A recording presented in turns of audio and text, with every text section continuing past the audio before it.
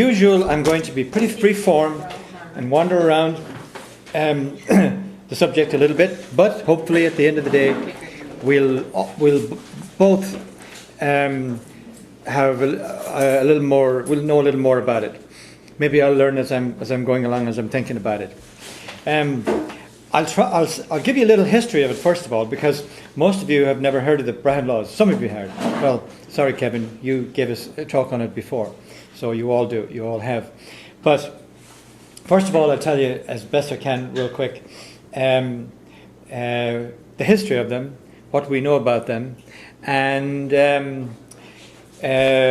how long they lasted, and then we'll get into what they are and if they have any relevance today. And what they are part is going to be the most interesting part, because I'm going to look at them from the point of view of social organization. You know, a set of laws defines a culture so much. So the fact that there were laws shows that there was a culture.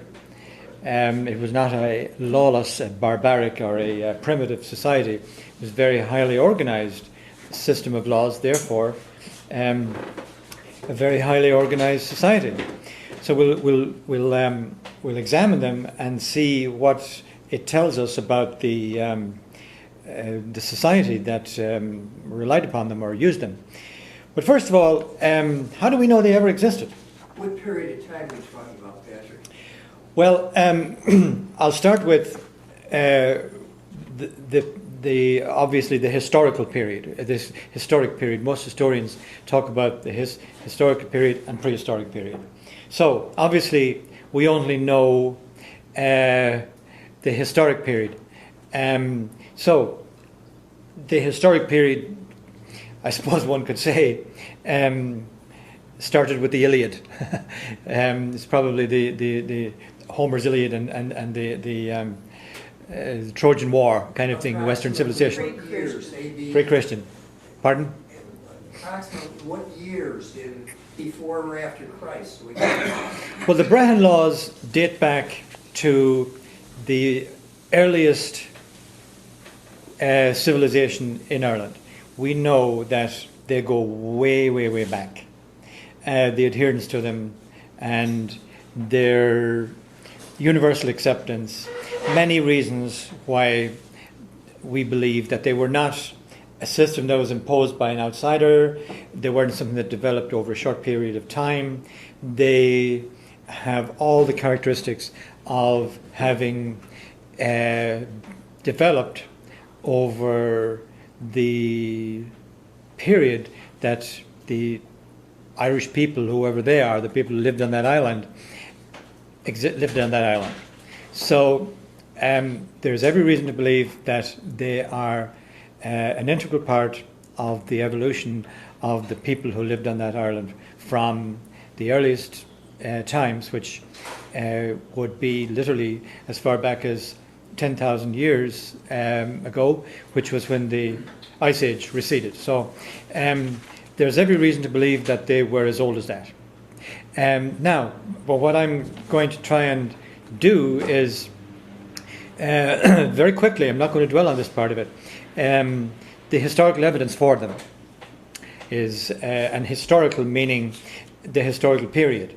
And I've got some bits and pieces of notes in here, but I'm not following any of this. It's just that I've got marked a few little pieces that will help me remember. As you know, the earliest manuscripts dates to the Christian period. So if the accepted date for St. Patrick was 432, we're talking about the 5th century and thereafter. So one of the earliest books that we have in Ireland is the Seanchas Mór, which was the first compilation of the Brehon laws. Seanchas Mór, Seanchas means old, like Shanachie, you know. So the name, just the choice of the name itself, and more, of course, is so. It's like Seanchus Mór would probably directly translate as the great antiquity, the great heritage, the great somebody has got the great immemorial custom. Yeah, but Seanchus in the Irish language and in the spoken language is the ancient wisdoms, and even down to my time, people would refer to things as a Seanchus, you know, as something which was old and accepted, and it was as old as the rocks in terms of it. So Seanchus Mór was the name of the book that was compiled at the very earliest Christian times. We don't know precisely when, except there's a very powerful tradition that St. Patrick had a hand in it, and may in fact have precipitated the writing of it. Now, so when you say St. Patrick, you mean the earliest Roman Christians, the ones who came to Christianize Ireland into the Roman system. And the tradition is that he expunged everything that didn't agree with the law of God. Now, of course, there's the law of God as interpreted by the Christians. So the Seanchus Mór would be pretty heavily redacted if in terms of what would have been gone prior to that. But nevertheless, the amount of stuff that was written down in the early Christian period is unbelievable. The amount of stuff that was written at the time. Unfortunately, as we were speaking earlier, it's written in Old Irish. There's Old Irish, Middle Irish, and Late Irish, and we only have a very tiny number of scholars who can read and translate Old Irish. Old Irish is generally considered to be the very earliest of the manuscripts written in Irish, which, as you know, became a written language. It's the first vernacular language to be written down in Europe, the very, very first language. So Seanchus Mór is the oldest legal tract in the world other than the Sanskrit, and is accepted by all scholars as that. So the Seanchus Mór is an extremely important book. Now, it sat dormant for a very long time until, or at least throughout the Middle Ages, and it was translated, or a fairly good portion of it was translated by Eamon O'Curry, who, if you remember, we talked about, and O'Donovan in the last century. The last century, in the middle of the 1800s, 900s. So O'Curry and O'Donovan, we owe a tremendous amount to them. Now, they largely relied on the work of Dóel MacThurbish, which I'm sure also you'll remember me talking about. So we really, and he, by the way, wrote in the middle of the 17th century. He was murdered in 1670 by a Cromwellian settler. I know the exact spot he was murdered on the road between Easky and Sligo, in Sligo. There's a little monument there. But so, unfortunately, it's only now that we're starting to develop some scholars who are beginning to attempt to roll back and to study the ancient Irish. And I don't know for sure, but I would guess there's probably no more than 10 capable of doing it. And I suppose the good news and the bad. The good news is that there's large tracts in Trinity College, in the library in Trinity College, and in the British Museum, and in the Bodleian Library in Oxford. Interestingly enough, on the British Museum, it was because O'Curry had access to the British Museum or the British Library, the tracts in that he got interested in that and learned how to do it. But I won't go into that. We did it actually last year or the year before. So the truth of the matter is that it still lies largely undiscovered. and unstudied. So even though we had this so-called Gaelic revival in the latter half of the 20th century, 1900s, and nobody really got into that stuff. So we're still very much not out of the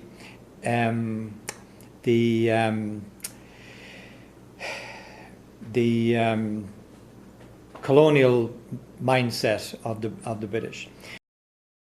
So it's our grandchildren and great-great-grandchildren are the ones who's going to rediscover this, and long after we were gone, unfortunately. But hopefully they will have an ability to bring it back, or to apply it. Now, the relationship between the Brehons and Brehon law and Christianity is very important because, we know a good deal about it from the fact that the Christians attempted to expunge it, so to speak, because it was, as Patrick or whoever back, didn't quite correspond with the law of God. So therefore, there was a clash of two systems here. The laws that we're accustomed to in Western civilization are what I would call Abrahamic. Because if you look at the three great cultures, the Christians, the Jews, and the Muslims, they all come from Abraham. So we just take for granted that Western civilization is Abrahamic, which is very patriarchal. It is top down, and it's no coincidence that the Ten Commandments was, or at least the mythology going with it, is that it was handed down from the mountain, written, so it was written so that it was a scholastic thing, and it was handed as you do this, as a command. Now that's the concept of law that we still have to this day, and has been the part of our Western, what we would call Western civilization, throughout recorded history. Now, the Brehon laws are the complete antithesis to that. They're a bottom-up set of laws, entirely different concepts of what a law or what laws are. So, if you were to see it in the Middle Ages contest that went on between what was known as the Scholastics and the Humanists, the days of Erasmus and Thomas More. You could see Thomas More and Erasmus and the humanist movement as a reaching back, a rediscovery of the Brehon laws, or those kind of laws, which were earth-based, human-based, and they were bottom-up rather than top-down. And whereas the scholastic movement, and essentially the church, the Christian, was that God handed down the laws to his chosen messengers.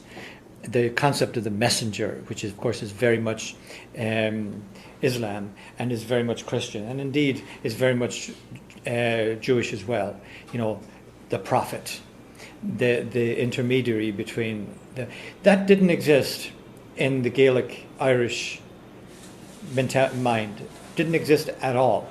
And of course that was what was very difficult for the Christians to deal with. So what was this, and how could it survive, and where did it come from, and so on? If you didn't have a father figure, if you didn't have an almighty source of wisdom, external from the universe and so on, how could you possibly, how could this spring up? Very easily, it just did. It was founded in the deepest realms of the human spirit and its relationship between each other. So essentially, the Brehon laws are laws that govern the relationship between human beings, as between one and another, between individuals, not between the state and an individual. That concept didn't exist. It just didn't exist, period. Therefore, there was no such thing as capital punishment. There was no state-mandated laws. I mean, it's totally foreign to our way of thinking. The laws were, well, the Brehons, the judges, considered to be natural law. So they believed in the idea of human beings having rationality, common sense, and they revered tradition because they were very conscious of the weight of prior judgments. So it was similar to common law in that it was the accumulated judgments of wise judges that went before. So you didn't suddenly put yourself up and hang out your shingle and become a Brehon. You know, it was a long apprenticeship.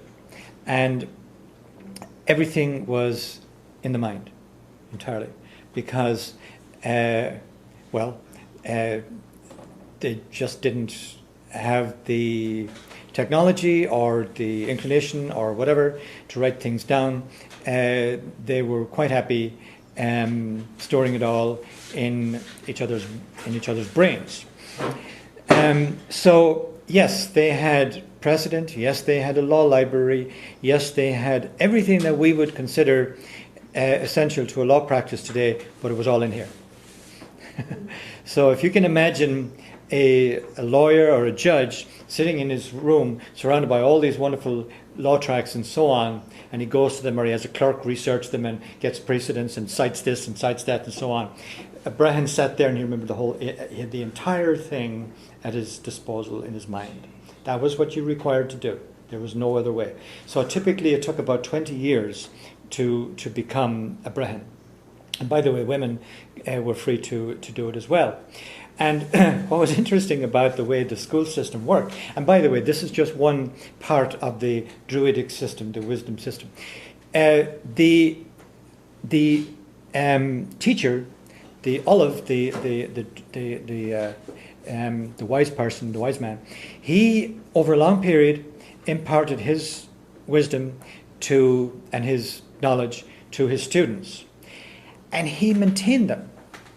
He actually paid them, and not paid them, but fed them. Now they obviously worked because he was given land free by the king. That was part of the system. So he had a special stipend, if you like, so he owned that piece of land. But they were a self-contained group. And then what was the payback is when he became old, they maintained him. So it was a self-sustaining system, which was wonderful. And of course there'd be a school of them. So and then of course it was in each tuach. And that's an important idea too. They were tuach based. And if you remember, the tuachs are the areas, the small little areas, not the big state as a whole, but it was tuach based, which as I've said many, many times here in this class, the name of the people and the tuach were identical. Hasn't two other done that? Well, yes, but no, that's a sort of a myth. Thua did lots of things. Thua is Amshir na Thuaha was what, and to this was the time of the Thuas. And it's interesting that in modern times in the Irish Republic, the country people who have their communities is called Muncher na Thuaha. The actual Irish word for the country, not the Chira, that's a different thing, Muncher na Thuaha. Where and cheers doesn't far away from that. But that's going into linguistics, and I don't want to go too far into it. But what I am saying is that the concept of ownership of land was we own the land, not I. And the the law tracts and the Brehon laws governed land and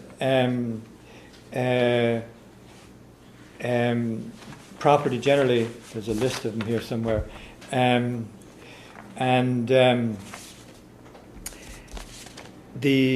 crime, the interrelationship between people if they injured each other. I don't know. There's a very nice. Saw a very nice list of them here earlier today, but it wasn't just one item. So I suppose today we have land use law, criminal law, we have divorce law, family law. We have all different branches of law. Well, they did too, and different divisions of it. But it regulated just about everything you can think of as regards the relationship between Muncher na Thuha, the people of the Thuach. And then regions had ordinary, larger kings. But the king patronized, or was the patron of the Brehon, just like he was of the musicians and the arts. It was his job to take care of them. But he was subject to their law as well. He did not make the laws, which is very interesting.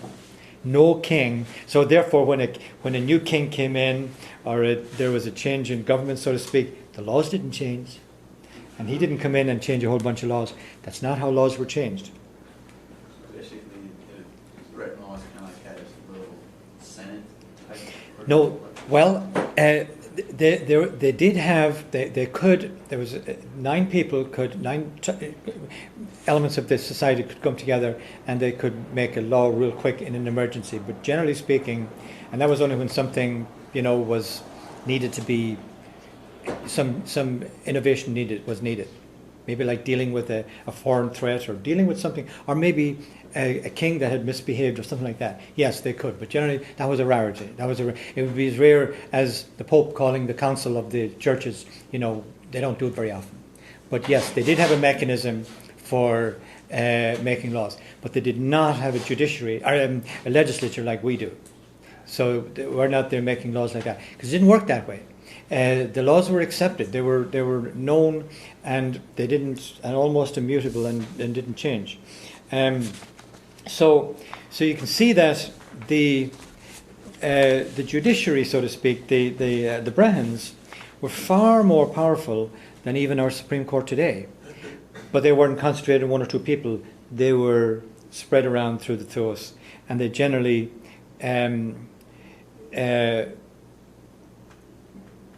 Implemented the same set of laws, and we'll talk about the characteristics of it. It was the most fundamental aspect of ancient Irish life, Gaelic life, was respect for the law. And I noticed this today, which I like. When, as you know, the 1603 was a huge. The Flight of the Earls, and when James first came to power in England, that was a huge turning point. And one of the reasons why the Flight of the Earls was so important, I'll deal with that in a minute. But when they came over, well, I'll deal with it now. One of the reasons why the Flight of the Earls was so important, in many respects, was because when the chieftains left, the system collapsed in that. The Brehons lost their patrons.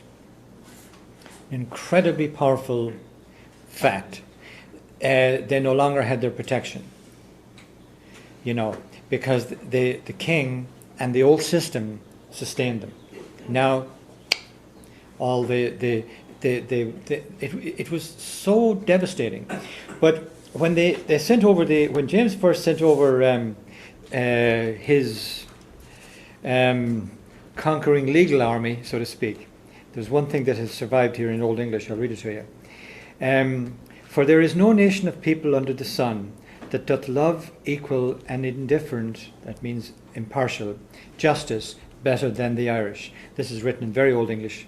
Or will rest better satisfied with the execution thereof, although it be against themselves, so as they may have the protection and benefit of the law, when upon just cause they do desire it.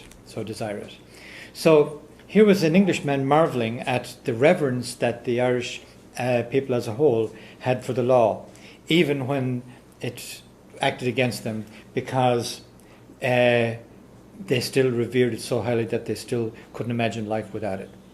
It was so important. Now that was that was a sort of a testament to the fact that how deep the idea of adherence to, and it's not sort of subject to, but absolute adherence to it in the deepest possible sense as part of their very being, which was foreign to the English mind because everything was imposed. And by the way, what absolutely destroyed that and was unbelievably destructive to the Irish culture as a whole was the penal laws, because the Irish couldn't imagine a situation where laws would be unjust. It just didn't. It was beyond their compensation. Law was justice. It was like higher than God, because it was the Shanachas Mór. It was the great knowledge, the great thing that was passed down from olden times. And here you had this incredible penal system, which the law was designed to punish, to hurt you, and it actually it so demoralized the Irish in so many ways that they didn't know what to do. So they were absolutely completely at sea in morally, spiritually, and culturally, because their entire culture was taken away from one another. But you can see then how deep the concept of total, and it's not subservience, but total adherence, total respect for the law, because it was what protected your rights as against the next person.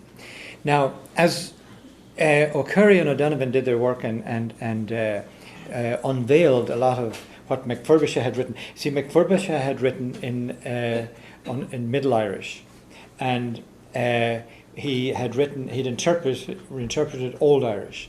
So O'Curry and O'Donovan were able to read MacFurbisher, who had essentially translated from Old Irish. But MacFurbisher was only able to do so much. So that what has survived, because see, what the English did was they scooped up a lot of the stuff and just brought it over and put it into their mausoleums in England.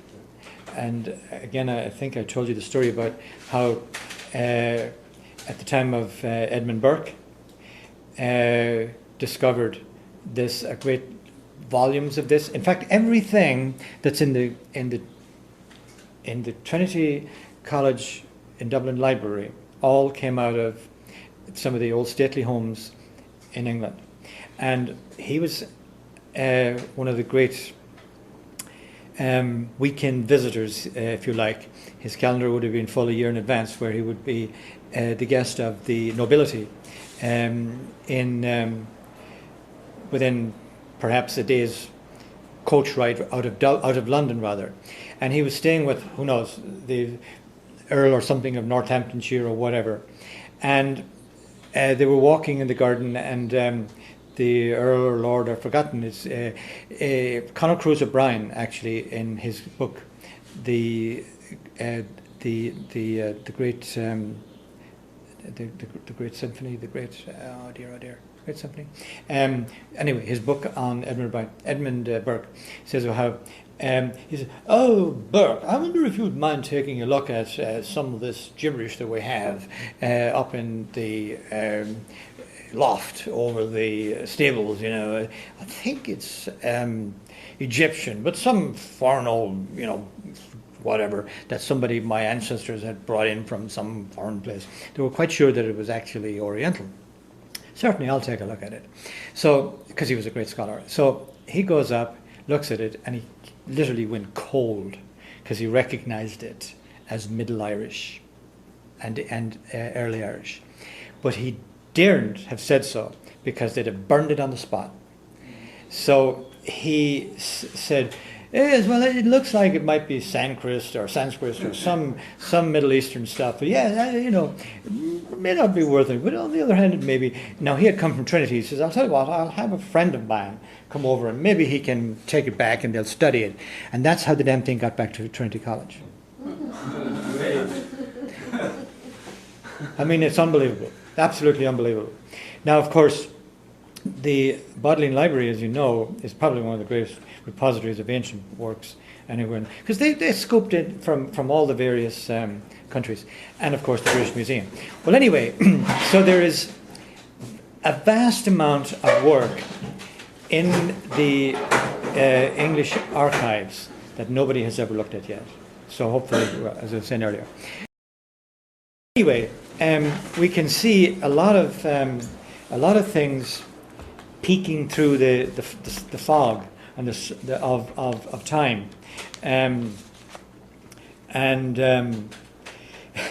I find it amazing that it has re-emerged or has demonstrated itself in modern times in the form of, I, for instance, credit the Land League to it. You've heard of the boycott. Well, in the west of Ireland, in Mayo, and the person of Michael Davitt, and the whole concept of ostracizing somebody, a social sanction for misbehavior, rather than bringing down the army or the police, which obviously was controlled by the powers that be. And it's extraordinary that it was that destroyed the English power in Ireland, because by destroying the landlord system and by essentially refusing to work for them and support them, and refusing to operate their system of land tenure, they made it uneconomical for them to remain, and gradually they started to sell out, which eventually, not very many decades later, resulted in Irish independence in 1922. But it was Michael Davitt's instinctive answer to the problem, which was essentially a rebirth of the concept of the Brehon laws, which was social sanctions against an individual rather than a power from above coming down and imposing a law by a police force and so on. Because in the Brehon law system, there was no police force and there was no jails, so there was no incarceration, no jails, and no capital punishment. So it was a compensation-based criminal system or legal system. It was entirely civic. You didn't have a criminal section and a civic section. It was all civic. And as I say, it was all compensation-based rather than punishment-based. So there's huge lessons for us today, because our punishment-based system is simply not working. You know, we have a prison population, as you know, in both in California and the country, bigger than a lot of countries. You know, our system is not working. The punishment-based system simply doesn't work, and the capital punishment doesn't work. None of it works. But the Brehon law system worked, because again the compensation fell not on the individual but his entire circle. So it is without doubt the most human,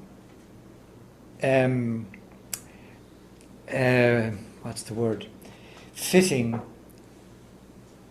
method of laws, systems of laws that has ever been designed. And our laws come from the great authoritarian heritage of which we have inherited. Don't laugh.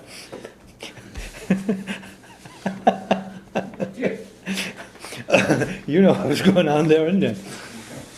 You're looking for a pen. No, I'm not even going to tell you what I was looking for. Your glasses. Yeah, please, don't embarrass me.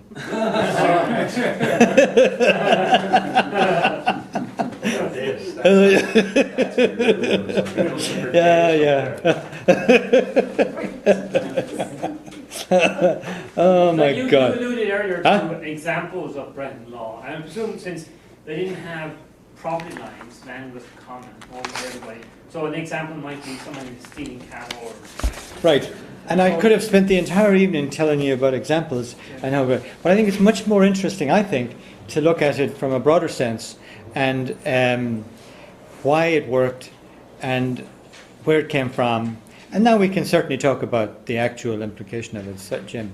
Something you said quite a bit earlier about it being an oral tradition rather than written. Yes.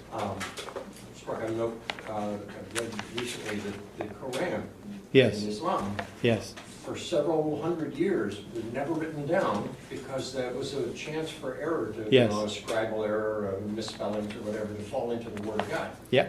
And so the tradition was that it be learned verbatim, cover to cover, to Yes. maintain the purity of it. That's right.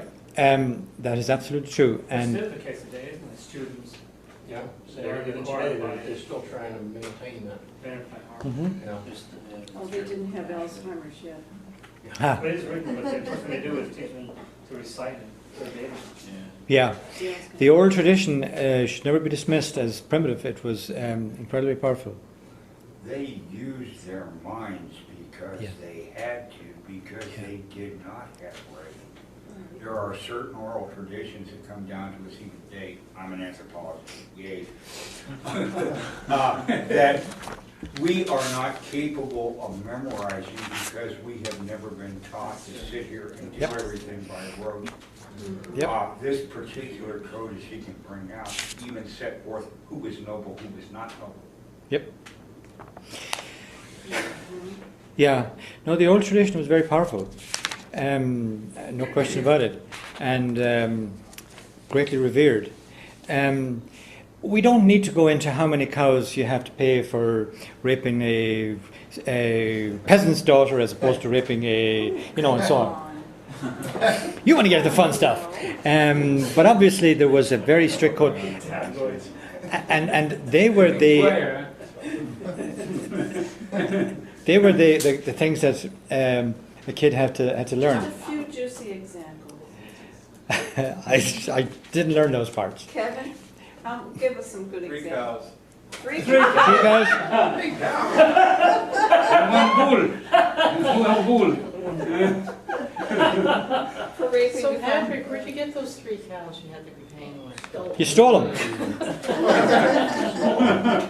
the way. If you get caught, you owe 7 times that. Yeah. And by the way, the Brehon himself was subject to the law, and he had to be very careful because he was liable to damages if he delivered a false judgment. In fact, they would flay him well, I'm not sure about physical punishment, very severe. So you better be, they had malpractice insurance with a shillelagh. Was the, I know it's a comment, way out left field, but was the Magna Carta influenced by Bretton Woods? No. Because it did talk about the laws by the people for the people. In the sense that it was a reverting back to people's rights rather than centralized all what you call monarchy. Can I answer him? Yeah, first? sure. It's a limitation, not a, Correct. not a reading of 2 people. Yeah. When you say the Magna Carta, my family was there. They forced John Lackland to ensure their knightly rights. Yeah. He could not immerse, he could not tax without the privilege of the baron saying, you may do this. But he was still the source of law, is what you're saying. They didn't overturn the concept of the divine right of kings. Yeah. They put restraints on him. And the next big time they did that was in 1688, when they put the same restraints, or further restraints, on William III. William III. That's a very nice name. What? Pardon? I mean the third. What did I say? Yeah, I know. That's funny. You're funny, man. Little linguistic. A slight little. Humor. Yes. Yes. Linguistic humor. Yes. So working mind. Yeah. What did the kings do with the, I mean, like, since the law was there, I mean, because you said that the kings had to follow the Breton laws, so what did the kings just pretty much sit on the throne while the common people just kind of carried out the law, kind of No. carried out everything? And No, he had a function. His function was to protect the people and to protect the realm, his little Tuach. And they could get rid of him and put somebody else in there. He was elected. He did not, and it did not. He was elected first as the Tánaiste, what do you call it, the vice, if you like, the successor.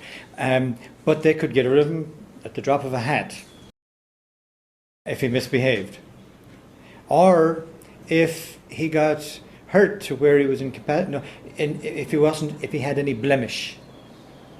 So, you know, if he lost a limb or an eye or something like that, he was no longer eligible to be king. So there were certain automatic recalls. These are the lesser kings, right?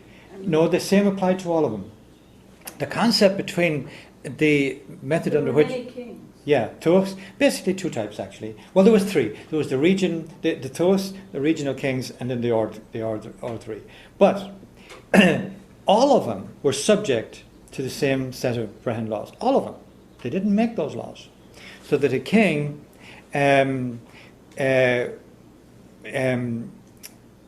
protected the Brehons. And by the way, some very noteworthy Brehons became kings. Probably the most famous of all was Cormac MacArt. Because he in fact, Cormac MacArt was an extraordinary king, largely because he was a lawmaker and a lawgiver. Not so much a lawgiver, but he was a very wise. He was a Brehon. He was a judge. So it wasn't always a warrior that became the king. And they immediately, as soon as somebody became king, they appointed his successor. That's called Tánaiste. Became a Tánaiste. And today the deputy prime minister in Ireland to the Taoiseach, which is the leader, is the Tánaiste. Still called Tánaiste. It's not quite the same, but it's the same idea. But it's not quite the same system. But it was a comprehensive system, so that the Brehons were one of the legs of the culture of the system, and of course the king, or the Rí, was the nominal head of the Tuach, or the region. The region was like the four. Well, there was five provinces: Connacht, Ulla, which became Ulster, Moon, which is Munster, and Laon, which was an Oriel. So there was five. So there's five major divisions, and they pretty correspond again to a larger division of land. You know, Connacht is west of the Shannon, Moon is south. So they were like natural divisions, they were regions. And then, of course, the Ordre, which was something that was arranged between the five regional kings. So nobody elected them. They just kind of acknowledged that one of them was the Ordre. Or did you get it for high? High, yeah. High king. Yeah. And it rotated mostly between Ulla and Connacht. The O'Neills and the O'Connors were traditionally the High Kings, but there was quite a number of them from the O'Connors and the Flans. Flann, was the traditional names that keep reappearing as the High King, and they were the kings of Connacht and the king of. So I'm proud to bear the name Flannery, Flann of the King. Well, that's my interpretation. But Anyway. the purpose of entire talk, to get that plug in, name drop, right? That is name dropping. No, were there like, Did you talk a little about the taboos on a king? Did you cover that? Oh yeah. Well, maybe you can cover it better than I can. Yeah. Well, no, you probably can actually. And Or the difference between the concept of monarch and the Irish concept of king. The difference. oh, totally different. Totally different. Yeah. Before Is this we what get you were there, thinking? Patrick, Yeah. could we back up a little bit, please? Yeah. The word Brehon, Yeah. did you describe where that word came from, or were they a tribe? No. Or No. Was there a person? No. It comes from a brehev, if you like, or a law.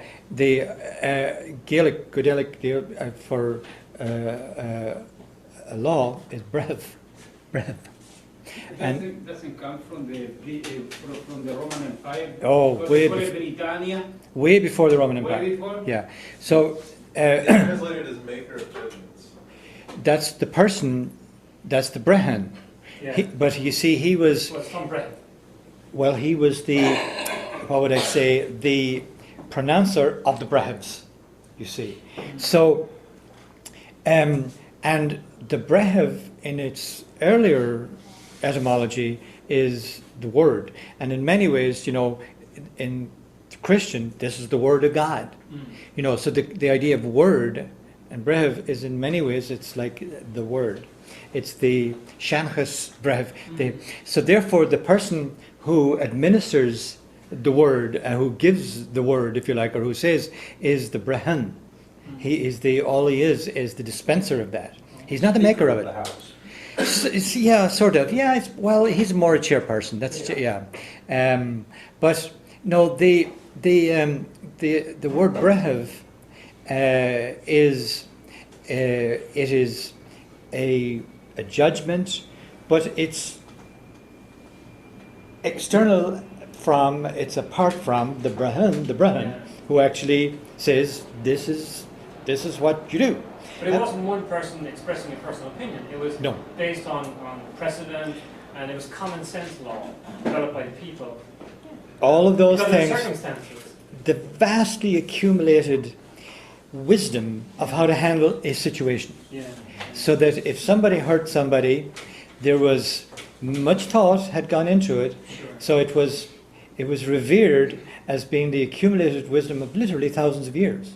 This is how you handle the situation. Yeah. And that's how we deal with this. So that was the brehev, if you like, on that. And the Brehon was simply the person who knew that and would dispense it. And they would have discussions among themselves, and they may argue about it and so on, and come to an agreement. And sometimes they'd be breaking new territory. Like, for instance, one of the most interesting challenges to the Brehon laws was when writing was introduced, and the oldest copyright law came out of the Brehon laws, because they'd never really had to deal with this before, and that is the story of Columkill, who copied illegally, without permission, a book. So books were new, and he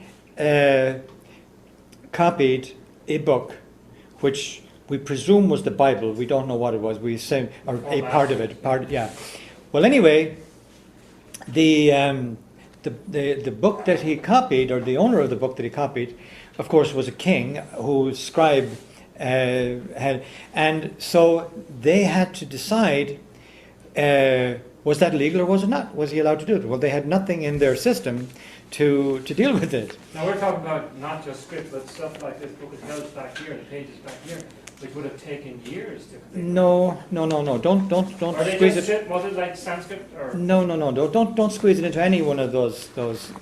Just think of it as. So when you say book, then what do you mean? Well, a book is the best word we can describe right now, something that was written down on a piece of parchment. A book.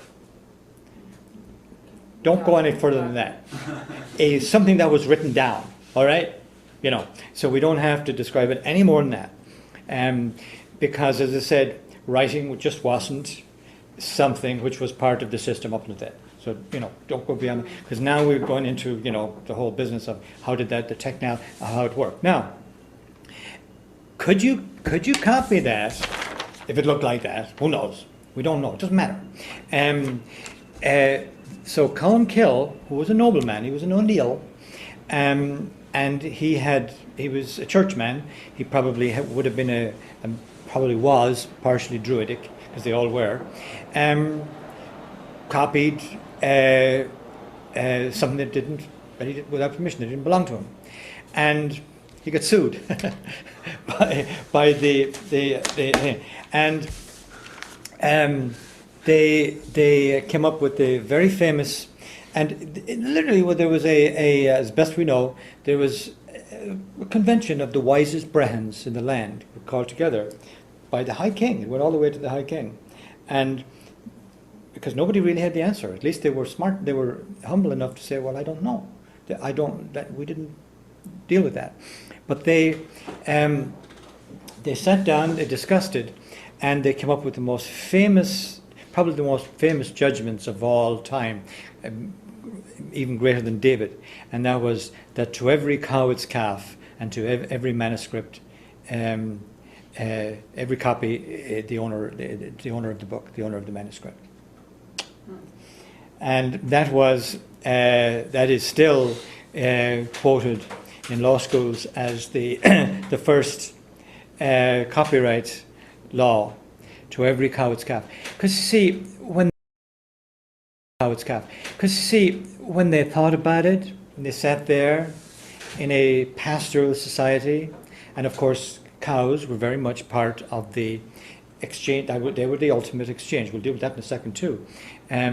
So they drew upon their normal experience in the world that they lived in, and this book. So it was like the internet to them. They just didn't have a set of laws to deal with cyberspace. And it seemed to them, and they all sort of says, yeah, that's the truth. You know, if you look out there in the field, who does that calf belong to? Belongs to the guy who owns the cow. Well, I reckon it's the same with this. So that is the oldest copyright case in the world. So do you give the book back or do you burn it? Oh no, they would never burn anything like that. But So the guy gave the book back? Oh yeah, they all did. In fact, well, that's a long story. How many copies did they make? What kind of ink did they use? I don't know. I thought we were talking about one book here for the copy, and all of a sudden there's a bunch of them. 22 and a half. Maybe the guy was peddling the book all over and over. He copied this book. And Maybe. We'll make a movie out of it one day. We'll write historical novel The point that Pat about was it. making was it doesn't really matter. No. Whether it was a drawing, a painting, but something was Yeah. copied. No, I got it. And they had to decide to whom it belonged. Yeah. It really doesn't matter what color the So what about stealing art? What about copying art? Well, it could have been I don't know. bronze. Yeah, I don't know. What It could have about? been bronze art. I mean, What does it matter if it's a blue cow or a black cow? You know, Well, it what doesn't if, matter. okay, what if you're an artist and you make rings, you stole a design from this guy? Same Did that principle. design over Well, I'm asking. That then, well, okay, that's a very good Because I question. wasn't around those days. No, but that's a very good point, because now this concept entered into the Brehon laws, and it was applied wherever it was encountered, as you Again? said, yeah. I would imagine that any artifact like that was copied from something else, probably, yes. Well, artists rip off from each other all the time, that's why I'm asking. No, it's in this You do? this ring here. Well, you'd have been in trouble under the Brehon laws. That's what I was wondering. Now, probably the most, how are we doing time-wise? Tea time. Tea time. It's not 9 yet? Huh? Is it 7 minutes? Okay. To me, the most important thing, and the part that I will enjoy the most talking to you about here, if you let me, is that it was human-based and earth-based. It was resolved, and it came right out of right here, the people themselves. They made their laws, and that was its great strength, because everybody said, "Yeah, that's fair. It makes sense. That's not imposed by a dictator coming in and saying, everybody was, yeah, that makes all the sense in the world. I agree with that. Because if I were on the other end of that, that's what I'd like to happen. And I accept that, yes, I did that wrong and I should compensate them and so on. And one of the great things that we learned from how they implemented this was how they evaluated the offense. It had everything to do with the vulnerability or the victim. So for instance, if somebody stole a needle from a seamstress down in the little huts, and that was her livelihood, there may be a very severe penalty for that compared to stealing a needle from a queen. Very fair. Yeah, extremely fair. Yes, fair. yes, very fair. And The crime. yes, and the crime was very carefully evaluated. So they had a wonderful system of evaluating. They were not just bringing off numbers and going down and say, well, cow equals so-and-so. No, that wasn't it at all.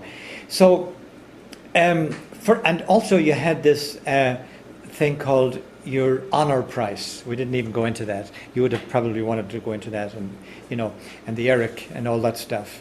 And maybe we'll come back afterwards and we'll talk about those things, because how it was implemented is very informative of what the concept was that I was talking earlier. But your honor price, just think of what this is saying to you. You had an honor price based upon your status in society, your level in society. It was not a homogeneous society. It was very much a hierarchical society. Everybody was not born equally, nor was everybody, although they could rise through the ranks.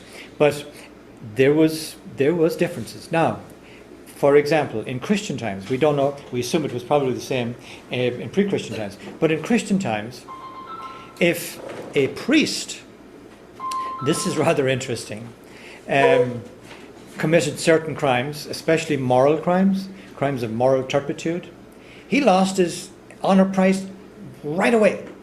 Bang! They were incredibly hard on those who should know better.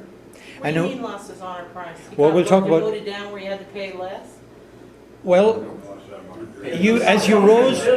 No, we'll talk about what honor price means in a moment. We'll put that to one side for a second. I mean, trust was such an important part. It was, it was. But also the you basis. honor, your Honor and trust. honor. If you They were the showed- same thing. It was a contract. Reputation. No, I Reputation. understand that. I'm just, Okay, but now we'll deal with honor price afterwards, and we'll come back and talk about it. It's a very interesting concept. But the fact that it existed tells you a great deal about how they thought. So let's just say that a priest had an honor price of 100 cows, and a king had an honor price of 500 cows. Those things had repercussions in what you did to them or what they did to you. Had very serious in how the Brehons came up with their judgment. Now, if a person with a high honor price did something bad to a person with a low honor price, the penalty was very high. The relationship between the two, the more disparity there was between the plaintiff, the offended and the offender, the heavier the penalty on the offender. In other words, so you lost more cows if you yeah, if you did something bad to a widow, okay. then if you did something bad to an equal, So you lost more cows. Then. Yes, But big if time. If you stuck it to someone older, maybe you. Yes. Higher. But think of what that meant. This had incredible repercussions right down through the system. It protected the lower orders in a wonderful, wonderful way. And that person, the lowest of the lowest, had recourse to the Brehons. He didn't go to the judge, he went to the Brehon. And the Brehon said, well, you are so-and-so? Yeah, okay, so you are a bondsman, a slave or a servant. They didn't have slavery quite the same way as we know. And this guy rode through your cabbage plot and destroyed next year's crop. It's very bad. So this nobleman came through. Man, that was infinitely more punishable. Again, it was a compensation based rather than a punishment. So we're not going to show this guy and put him in irons. We're just going to charge him a huge amount of money. Now, that... Not just him, but him and all his people. And there's all his people, exactly, because generally speaking, it wasn't just his. He didn't possess it. He was just the tip of, yes, good catch, very important point. So you see, that then tended to rein in anybody who might be abusing his power, because he could lose it very quickly. It's the fastest way down to the lower orders by abusing it. So this honor prize thing that you had was a two-way sword. It was a badge of honor in the sense that, you had this high, but it also was a measure of how quickly you could go down. Because you would run out of cows. If you... Huh? It's sort of like that, yes, it is. It's a suretyship. Is that a word that's used in something in the notes? Yes. I'm very good in modern terms, surety, yes. So you see, as you rose up in the hierarchies of society, you got privileges, but you also got huge responsibilities and liabilities that you could lose it quicker than a blink of an eye. Can we take a quick break? We'll take a break. Honor bound to make you some tea. Okay.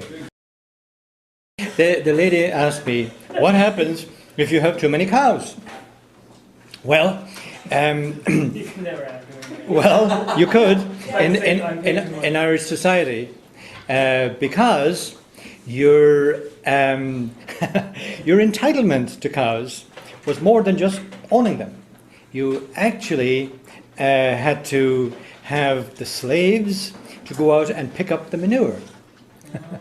For one thing. One of the, yes, and you had to bring back the manure and account for every piece of it back to the infield, into the areas that were walled off. If you drive through Ireland, you see all these little paddocks, they call them down in Australia or New Zealand, that they were used for growing grain, mostly oats. And the fertilizer came in from the outfield, the outlying areas, which were anywhere from swamps, bogs, mountainsides, whatever, but land that was common land. So if you were not taking care of your cows, you lost them automatically. And if you were not getting back, you're bringing back the fertilizer. And the interesting thing about it was that your actually entitlement to the cows, your entitlement, and part of the reason you were wealthy if you owned cows, because that gave you a larger allocation of infield. So now you had a double duty going on here. You now could command ownership, or at least use. You didn't own it in the modern sense. So in other words, he who had the greatest piles of dung, so dung had the greatest entitlement. You didn't give a field to a guy who had no cows, because that's going to fertilize it. Yeah. You see? Yeah. Right? Yeah. Now, if you had too many cows, the reverse happened. You didn't have enough infield. You didn't have enough to fertilize. So there was stuff out there going to waste. So they went over to the next tour. Or somebody came and took them, relieved you of them. Took the poo? No, they would take the cow. Because the cow... Kill a few and have a nice steak dinner and invite all your... You'd be paying a lot for a long time if you did that. Really? Oh, well... What did you do with them? Huh? You didn't kill them? No, they were not wasteful anyway. They would never case. No. We're talking about India. When they wanted. Oh yeah, sacred cows. Yeah. Yeah. Milk? Huh? They were milk cows? That's Oh all? yeah. Oh, milk and dung was one of their products, if you like. Leather. Pardon? Leather. And then, of course, when they were died or killed, probably didn't let them die. I would say most of the stuff in the house would have been made from leather. So curing was, yeah. So meat and offal. I mean, every little last scrap of that cow was used right down to But they the. waited till they were old? I don't know. I suspect not. I suspect they killed it. You know, you don't want to be eating old raw hard meats. You know, so I suspect that they kept. They had a balance. Yeah. In other words, they didn't kill them just to have steaks. You know, they used every part. Yeah. Plus, of course, there was a lot of game, so they would have had probably all the meat that they needed, because there was a lot of wild part, right? So they went off and probably cut all the rabbits. Forest there too. Oh, very much so. And the English cut down the forests to make barrels, like this, you know, literally overnight. Jim, Yeah.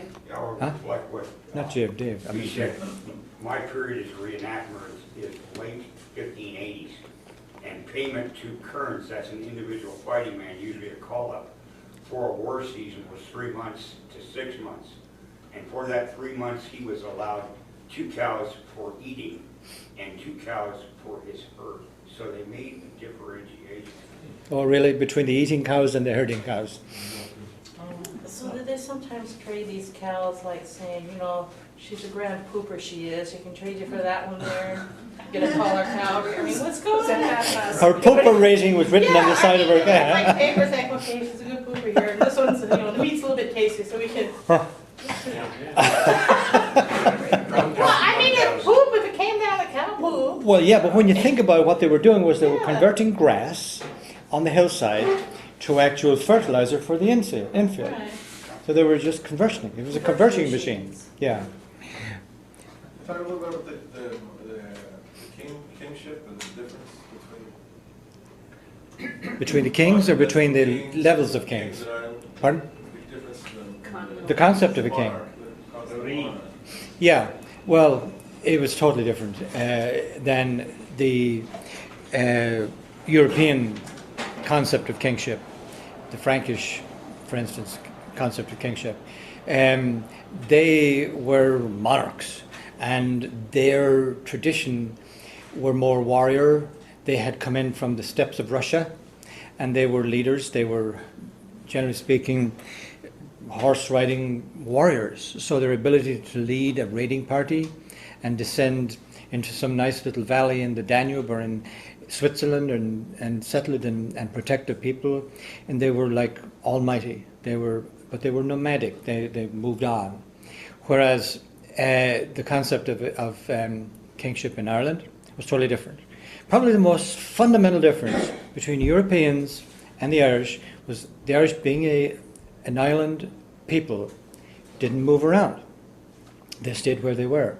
Whereas Europeans tended to move on because they were constantly being wiped out by the next horde of invaders coming in from the steppes of Russia or further east. Because when they ran out of food wherever they were, they just went in and raided the river valleys of Europe. So that was the biggest difference between the Irish. The Irish had an extraordinarily stable, long-lived system because of their island situation. That's also true on other islands too, in the Pacific and elsewhere. They tended to be, continental people tended to be less stable, island people tended to be more stable. But they couldn't get rid of the people though, right? They could? No, they couldn't. I mean, they kind of, you know, had like control of the land, but the people wanted the land. They couldn't just say, okay, you guys all go now, right? There was nobody. Yeah, the Irish kept the people. Well, on, they wouldn't move. There was no, and really there was nobody to move them because no one king. Plantations later on. Yeah, but that was at the demise of their. That was the end of their system. But prior to I mean, that, that's a big difference, though. That's a huge difference. Like whatever's happening around you, like say politically or whatever, that you could just have to go. but Ireland did not sustain those kind of large-scale invasions until relatively modern times. I mean, even with their own people, like when they started fighting and stuff, and They weren't going to do much harm to each other that's what I mean. because none of them were big. But they were pretty equal. So the likelihood of anybody doing anything other than just raiding a few and knowing each other on the edges of their, just to keep themselves in trim, so to speak, was really, so that there was very little, there was no such thing as, until literally modern times, of one tribe wiping out another. It just didn't happen. They didn't have the technology, they didn't have the desire, and there was many, many reasons why, why they just didn't do it. It was not in their nature. They fought like crazy among each other and skirmishes, but there was no such thing as mass extinctions, none at all. So therefore there was great longevity of the cultures. And anyway, they shared a culture throughout the entire island. The language and the laws were universal throughout the country, throughout the island. Are there any local variation kind of things, you think? What? Any local variations? Like in Munster, it was... Oh, sure. Somewhere else? Well, yes, there were certainly differences, and it would have maybe appeared at the time to be huge. But if you look at it from back, there was very, very homogeneous. But yeah, I'm sure that there was huge rivalry, and still is, between the different. Munster thought they were superior. Rightly so. Jim, you're asking variations within the Brehon laws Yeah. because Oh, no. of areas and the resources Yeah, of an if it area. were- If it was something that was so local that they would kind of develop their own little nuances, or was there... Very little evidence of that. There's overwhelming evidence that it wasn't like that. Yeah. That So it you was. had influences from outside of your little tribal area that kept you on the straight and narrow. There may be certainly some very minor local variations, Yeah. probably not very much. And it might have had to do with local conditions that didn't exist somewhere else. They're very conservative. Well, I'll give you an example. nature of the thing. True, but whatever was the dominant position, like for instance now, you can imagine where in a heavily laked area, like up in Fermanagh, there would be a very strong predominance on fishing rights and things to do with the water. Whereas maybe down in Laois, where there wasn't a lake for quite a way, that wouldn't have been a big deal. But maybe another thing. So yes, and otherwise where there was great hunting areas, there would be more, what's the word, accent, yes, on that aspect of it. But that would just be reflecting local conditions. What about the influence of the Danes in places like Wicklow and, The Danes? the Danes or Norwegians?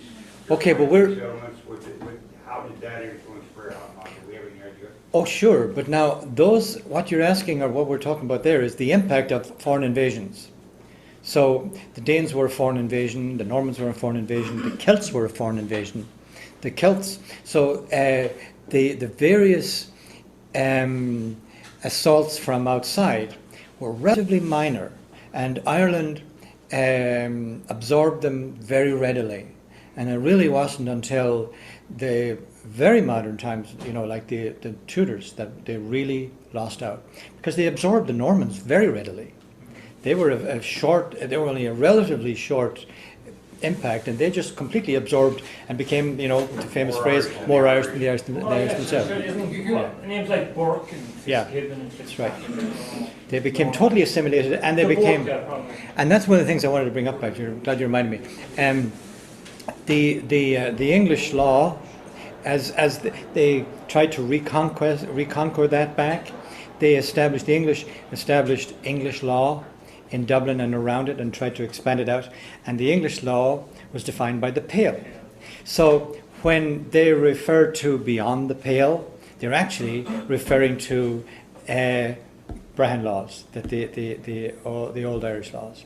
Another thing that just occurred to me during the break too that I wanted to mention, in the if you were say in Connemara and you were listening to the mass in Irish, when the priest would close it, he'd say Shine Brehav J. That's the word. That is the word of God. Isn't that interesting? It just occurred to me when I was thinking, because I used to go to so that it just reiterates what I said earlier, that it is the word. That is the law. Yeah. Isn't that interesting? And what does it exactly mean, word for word? It is.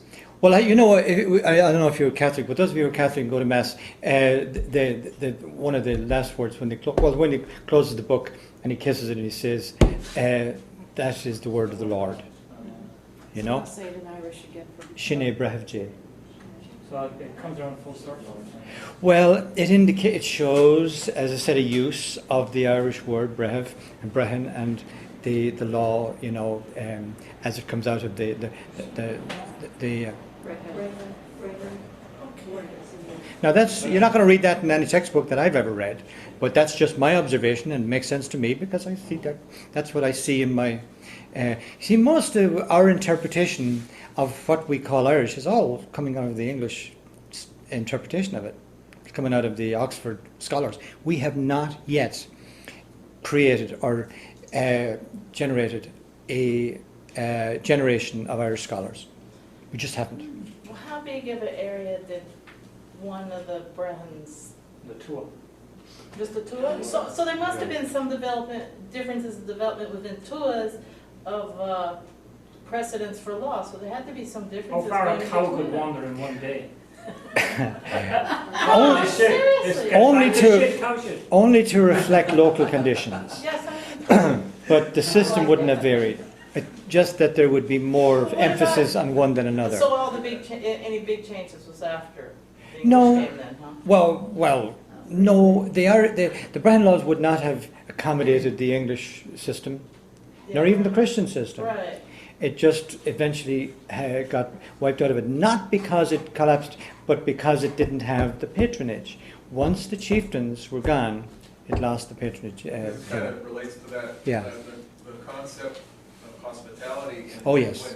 When inns Yes. and hotels Yes. started coming around, they also Yes. did that in Scotland. Yes, And so people usually were supposed to go and stay at someone's house, yes, and they were treated to hospitality, but now they started having these inns pop up. Yes. So there was another way of breaking it down. yes, it was.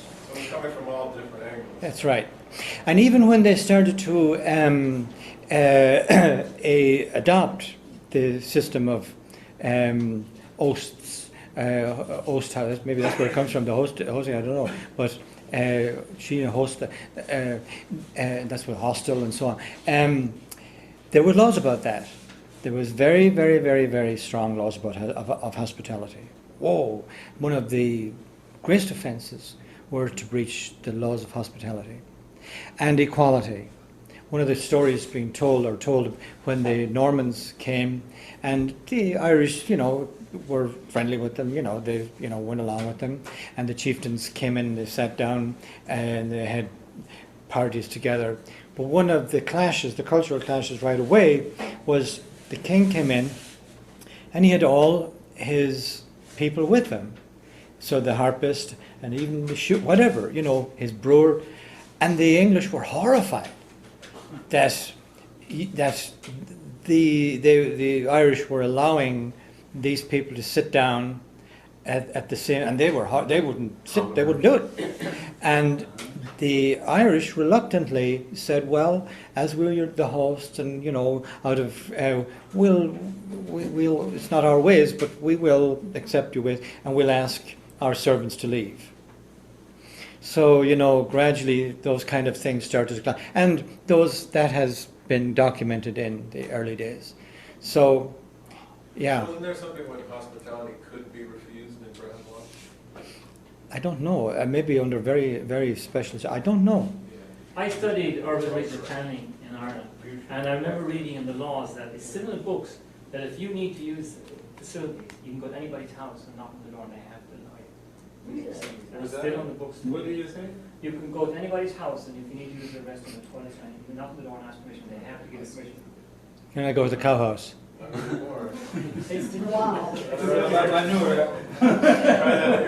But the funny thing is, we were out walking with some friends and their kids, and the daughter had a problem, and we just walked through the door and knocked at Oh yeah, that's traditional. It is very deep, very, very deep. And Brehon law still exists. Does Brehon law exist a little bit in Ireland, or does it still? in the minds and in the spirits, they probably don't think of it as Brehon laws, but they're so innate. It's so genetic in them. As he just said, somebody coming to the door and asking for a glass of water. I can't think of any greater sin that anybody would commit than refusing that person a glass of water. They just wouldn't. And one of the early stories of the Irish when they went over to England and when they were being charged, that an Englishman would say, well, that'll cost you a penny or whatever. It just like they couldn't imagine anything worse than that. It's like air in the pumps. I mean, Yeah. it's like air here Yeah. in certain gas station. They charge you with that.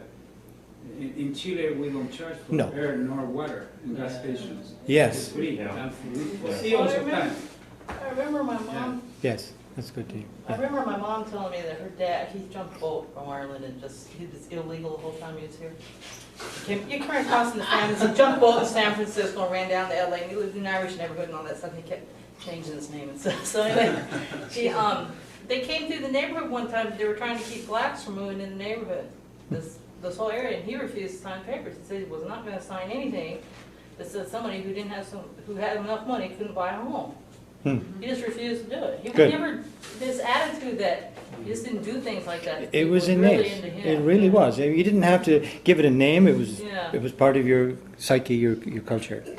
What were you telling me about its resurfacing in South America somehow? Brehon law, or the idea of Brehon law? Oh, yes, yes. In modern times, there has been when resurgent indigenous peoples, particularly in South America, who are now fighting back against the old imperial systems, were casting around looking for something because they had totally lost. They didn't have any evidence of any prior laws.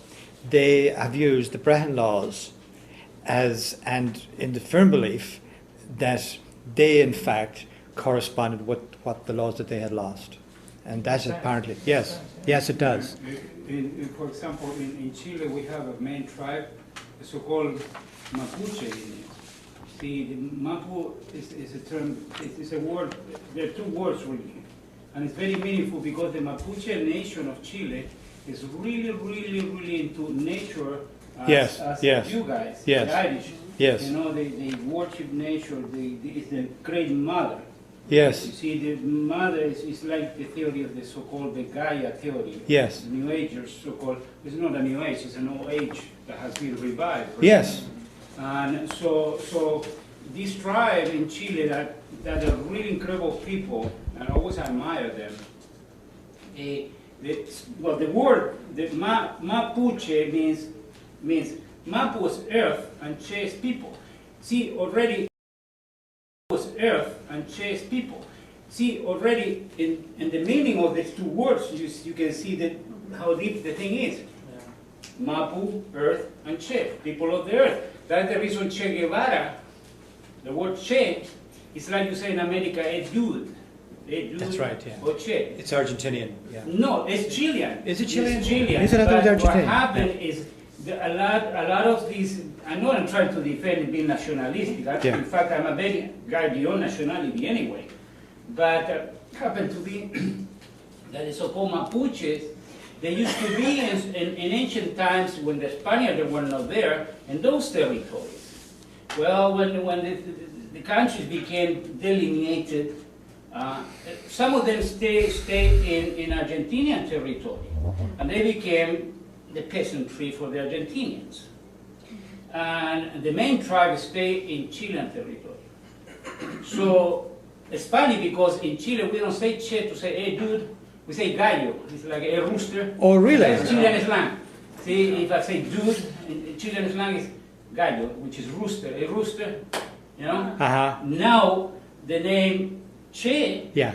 was put there. That's the story. It's funny, and because Che Guevara was an Argentinian, Yeah. revolutionary guy, Sure. and that's the final part of the story. Yeah, we know all about him. Yeah, well, we know a lot about him.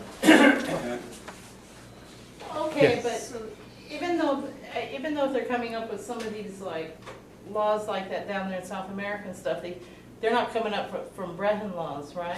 What they've actually done, from what I understand, is the lawyers actually argued in court, in courts of law, I'm not sure which countries, but it's a number of those countries, and argued that there were precedents. They incorporated Brehon law in as precedent. Oh, wow. Yes. That's And great. Yes. How did they get this idea? Was it from those priests involved in liberation theology? Could well be. I don't know how they became aware of Brehon law. I'm not sure, but these were smart people. But to also understand that Brehon law is known in jurists all over the world. It is not something that is just, it is known. Like the Column Kill, for every cow's calf, is known by every lawyer who has ever done copyright law. So it's not at all surprising that very well-educated lawyers in South America would know about the Brehon laws, went and researched them, and actually won cases in court based upon precedent, because the concept of precedence, if you can show that something was a well-established tradition, then that beats, if there's no statute clearly on it. So that, in fact, apparently is now part of the... Are those priests that are into liberation theology supporting that idea? I have no idea. Because it's kind of interesting, the Catholic Church came, eradicates Brehon laws, and now you got a bunch of priests that might be supporting it. I doubt it somehow. I would say that it's the local indigenous, like this man here. I don't think it was imported. I think it was the local educated lawyers.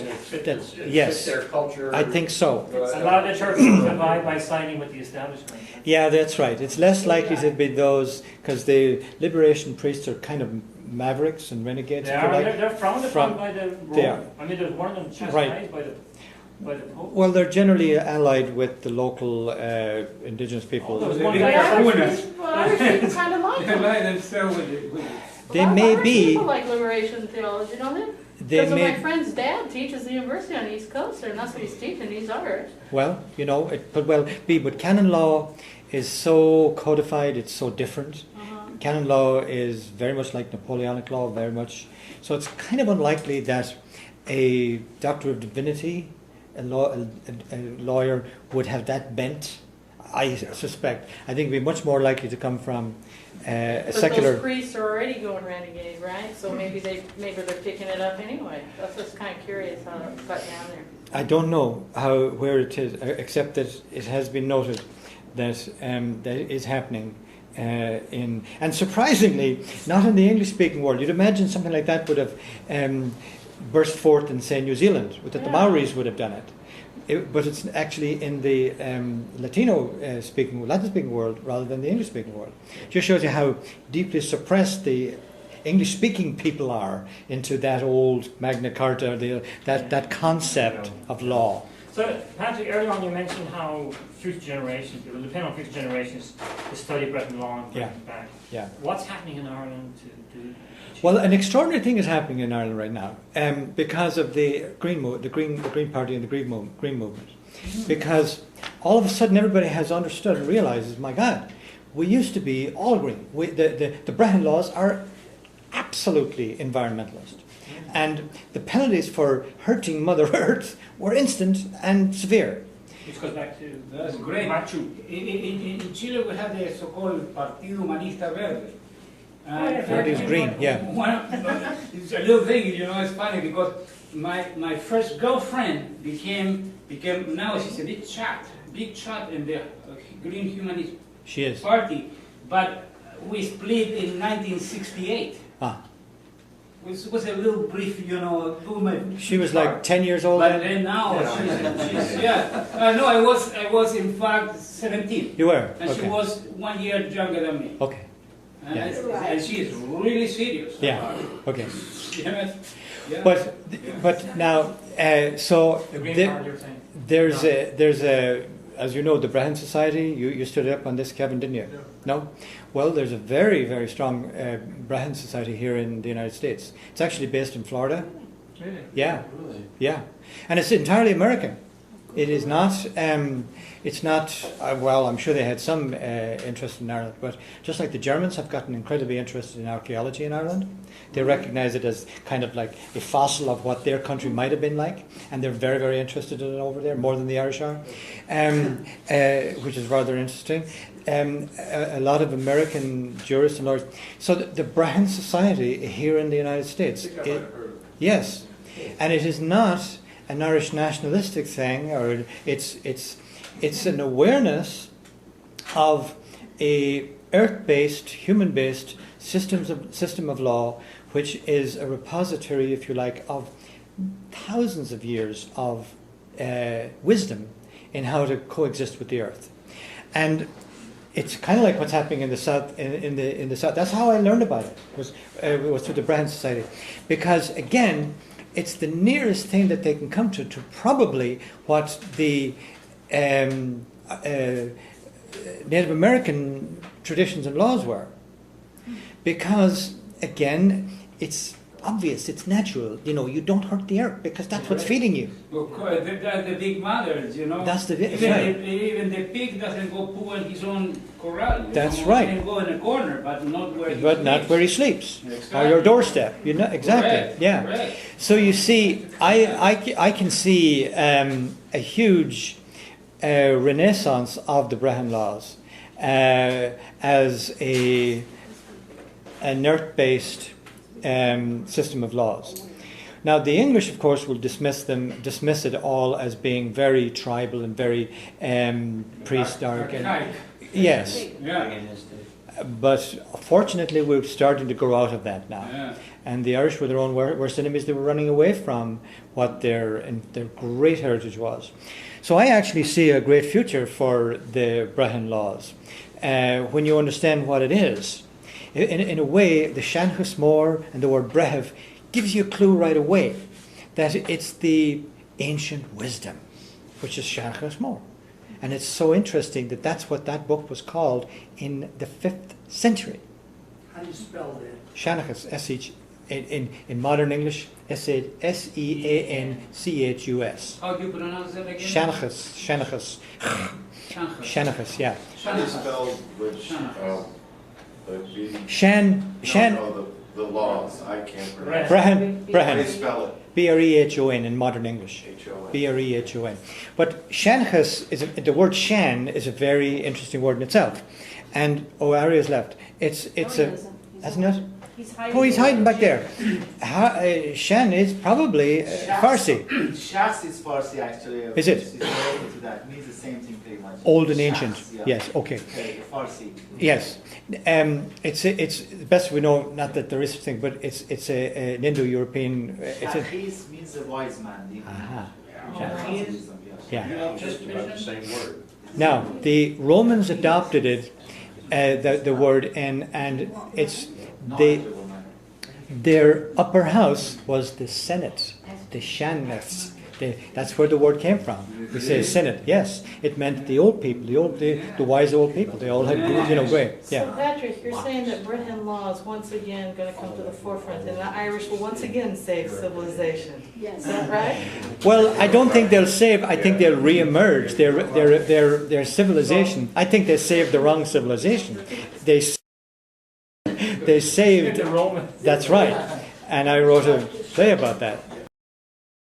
Earlier about having to pay for gas or pay for Water for a drink of water, yeah. And I used to put the quarters in.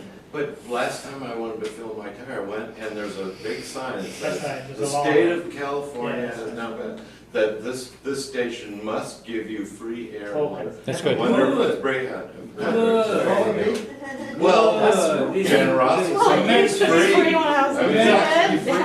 But now you mentioned the Green Party and how are they bringing back the Brehon laws in Ireland? Well, they're not, but I can see the beginnings of the thought processes starting to kick in. That because they're looking around for some Seanchas, some old wisdom. How did the ancients deal with this? Pollution. You have to incorporate it into Yes, laws. that's right. And I think that's what's happening.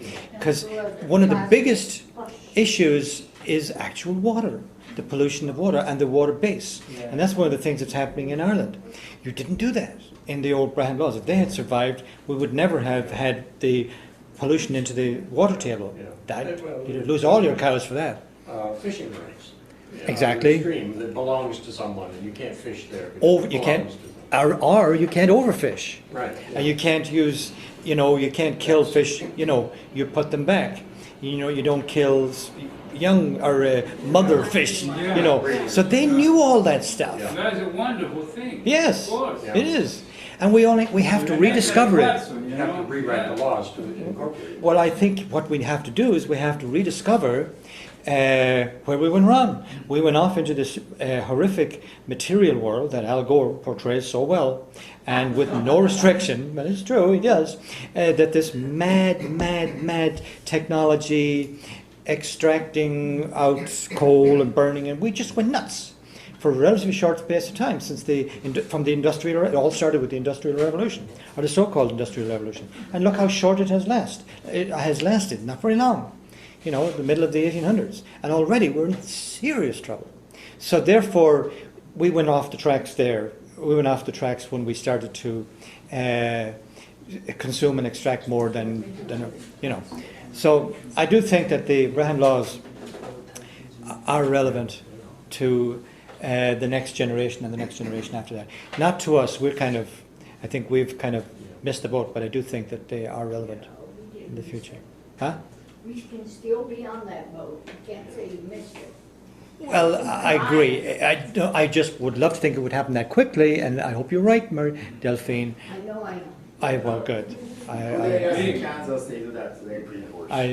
I do think you're right. Private property view of the world. Just say we missed it. You gotta keep What you Exactly. I tried a Prius. But doesn't that... You going to say something? The one thing that I just don't get is that if the Breton laws worked with the Irish, why everybody's going towards more of a capital punishment type law? That's the only thing I'm trying to, I guess, figure out why that. How did we go so wrong? Yeah. Yeah, well, that's what we have to put right very quickly. Because it's not working.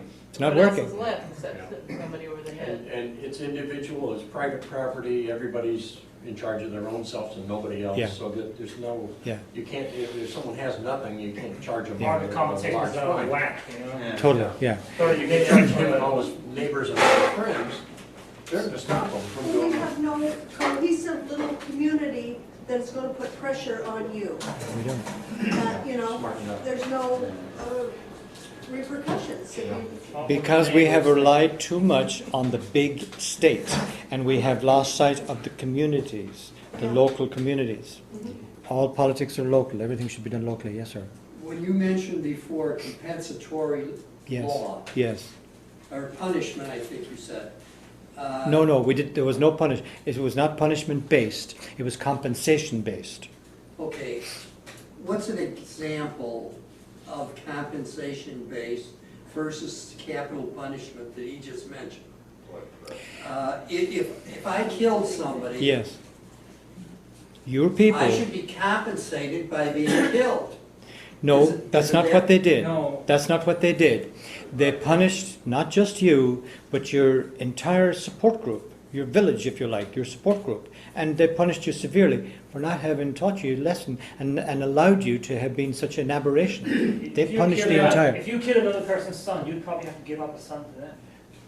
So you'd lose. Well, no, they didn't do that. No, That's because, not, that, because there were no capital punishment. That's right. In the sense of They death. they didn't punish in that sense. They punished them in a more economic sense, which was right. But what the concept was, you didn't punish just the little Perpetrator. yeah, because it was up. The concept was it was up to the people around him to have kept that guy in check. The social Yeah. pressure. Yes. Correct, because the guy was he misbehaved because Oh. of the poor teachings or whatever. And they found that worked. That worked. What did happen then? Did they punish my family? Yeah, the whole area, that whole section, yes. Your immediate family, out to about 3 generations. And they probably suffered for another 3 generations down the line. That was a serious thing. They're not going to forget that for a while, a long time. What would the punishment be? Cows, probably. The guy probably didn't get to eat for quite a while. And he probably sat out at the door at the coldest spot in the house. He wasn't allowed neither for all of the things that you can do to an individual. And he can't go off and say, well, I'm leaving. Well, he wouldn't get to the next tour because they'd say, well, what are you doing here? No, You're a renegade, send him back. The family's gonna have Yes. to pay a bunch of cows, and then And- the family's gonna be pissed at you. And they are going to make your life so miserable. And it worked. Call it integrity, Yes. a law of integrity. And nobody disputed it. They all accepted it. Says that. So that guy, and that's what reemerged in the late 1800s in the form of the land league, where if there became a social code that there's certain things you do and certain things you don't do. And if you do, the issue was taking over land that the landlord would evict a tenant from. The basis of the land system as it had grown over the occupation from the 1600s was you were the tenant at will of the landlord. But what they thought in the 1800s after the famine, they said, well, wait a minute. They can kick us out and we're tenants at will, but what if we say to the landlord, if you kick somebody off that piece of land, none of us will work that land. The landlord now has a piece of land that's not producing. So that code was agreed upon, and that was the basis of breaking the landlords, because you didn't go and attack the landlord and burn his house down or shoot him from behind a fence. You simply said, sorry, can't touch that. It's like as if it was poisoned. It's sort of that's what it was. He was the first guy that we did it. Captain Boycott was the first one that they did it to, and it became synonymous then. It was an American journalist who, when he was over there, used the word that they were going to boycott because he picked up on the word. He coined the word. But you see, that was incredibly powerful because the landlord was powerless. He couldn't come down and evict everybody. That was his entire economic system was now destroyed. So therefore he had to talk, and he did not, basically couldn't evict anybody, because if he did, he was cutting his nose off by his face. Pardon? Thank you. Yes, yes. They were, yes. Okay, then we'll quit it in a moment or two. Thanks for reminding me of that. Yeah, the ultimate and the final sanction, if you like, or final appeal against a transgressor was to sit on his doorstep and fast. So that if somebody did not yield, if you like, to the pressures of his peers, then the person went and fasted on his doorstep. And that was almost instantaneous redress of whatever it was that they did. And the lower the person was, the more likely they were to prevail. Because, and it almost, because if you allowed a person to sit on your doorstep for typically about 60 days, the average, that's about what a person will last, yeah, that's about, well, the hunger strikers, as you know, in 1982, typically 50, some of them died a little earlier, but typically 60 days is about what you live.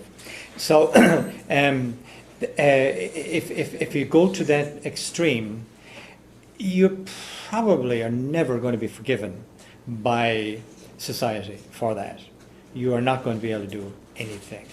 And everybody knew that. So therefore you give in. So if you were willing, and that is also in the Indian, I don't know about Farsi, Arya, but it certainly is in the Indian tradition. The word honor is very important. I never forget my great grandfather. This have my last name. Honor. You be disowned. Yes. I mean, if I do something very bad in San Diego, a lot of people in the world are gonna find out. Yes. Oh, we have a fellow last name. Flannery is my last name in San Diego. We have heard he has stolen somebody's car or did something bad or after somebody's wife. Something not a good thing, bad. Great or he was saying he owed money, didn't pay, or he was in jail, or he was on drugs. I mean, they are not gonna come and grab me. They don't know where I live. Most of my nephews and cousins, but the shame at the home. shame would. I couldn't call them. They would not send me postcard like they do. And some of these people I don't know. I have nephews and nieces that were born after I left the country. Oh, he's one of them. They would know more. To put a stain on the honor of the family, the name, was the worst sin. Oh, forever. And the name Maggie Thatcher will probably go down for 1,000 years in that respect in the Irish culture, because she didn't understand that. But I'll just finish with one last thought. In my own time in Ireland, one of the worst things that you could say about somebody around the fire talking about so-and-so was, well, you know, he took so-and-so to law. You did not, yeah. You settled that locally under tradition. Everybody knew what the fairness of it was. And if you either took somebody to law or they took you to law, you had lost your honour for a long time. And that would be said around the fireplace for a couple of generations. Oh, sure no, didn't he take that person to law? Which, again, it shows you had the disrepute that the English law, the English legal system had gone into because of the penal laws and various other reasons. The other thing was that you didn't do was you didn't, and you read about that in O'Sullivan Bear. One of the worst sins you could commit was to appeal to the English legal system to enforce an inheritance or a legal right against a brother or a son or somebody like that. Absolutely taboo. You did not do that. And if one member of the family brought another member of the family to law over a piece of land, oh, that was really bad. Really bad. Really bad. It was for many reasons. It broke the old link with the old traditions. They didn't maybe think of it in terms of Brehon law, but it was there deep in the people that lived in the land. That it was obvious who owned that land. It was handed down through the generations, and the father on his dying bed would generally make the final decision as to who got what. And generally, the older brother got the first choice. Interestingly enough, they would divide up whatever they owned, but interestingly enough, the father didn't say, well, Johnny is going to get this and Patrick is going to get that. He's going to say, that's the decision. And then the eldest son got the first choice, and it went right down to the which incidentally, by the way, has been readopted in the Northern Ireland Assembly as the way to get the ministries, which is extraordinary. That you have like 10 ministries, and the different parties that have the parties that have the highest number get to choose the ministries. So the first guy gets finance, and then it goes down the line. And I don't suppose that the Unionists have any clue where that came from. But that was how it was done. Again, the parent or the guy who was checking out and dying left the maximum amount of choice to the ones that came behind them, and they had to straighten that out among themselves. In other words, the entire concept of authority was they abhorred imposition. They abhorred any kind of imposition because it led to arguments and strife. Whereas if you insisted that they figured that out among themselves, and then they signed on to it, they abided by it. So it just is everywhere when you start looking at the Irish culture and the Irish way of life. It's everywhere, and it's their entire way of thinking, and it's absolutely no doubt corresponds very closely to probably South America, the Pacific Islands, North America, and probably very early Europe as well, because it made sense. That's how you dealt with the inheritance of the land. So unless you've got any last questions, we'll wrap it up. Thank you very much. Hold on a second. Kevin? Yeah. You're saying about McFurbish, was he descended from Brehons? Oh, indeed he was. He wrote law tracts, and he copied law tracts? Yes, he did. He wrote the Book of Lacan. He was from Inniscrone in Sligo, which is near Ballina, in a little village called Lacan, Lecan. And 17th century. Yes, he was. Yes.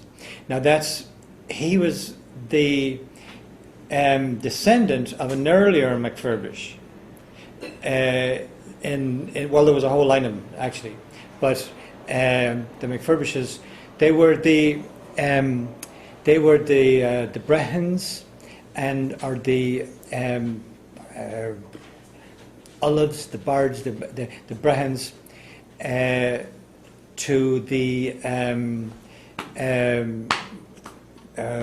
what's the name of the family? They were the oh my goodness, I can't remember the name of the O'Dowds, the O'Doudas. They were the traditional Olives or Brehons to the O'Doudas. which is amazing because, see, every royal family, you know, like the Tyrconnell, the O'Neills, they all had their traditional bards and their traditional Ullas and Philly and Brehons, you see. And that's what the McFurbishes were, and very proud they were. And they were at equal level as the O'Doudas. So the Great Book of Irish Genealogy has law tracks in it? I don't think so. That would be slightly different. No, that's not what McFurbish translated. But he was a Brehon. But that's not what he translated. Mostly the genealogy. But that was partial law.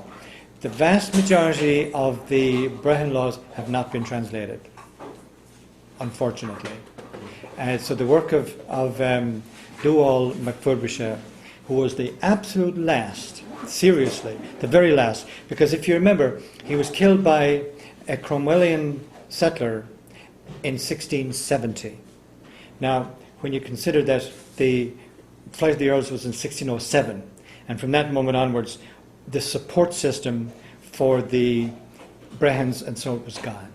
They were just now a dying class. So the fact that the O'Doudas survived, or the O'Dowds, as it's known as today, and they survived until 1670.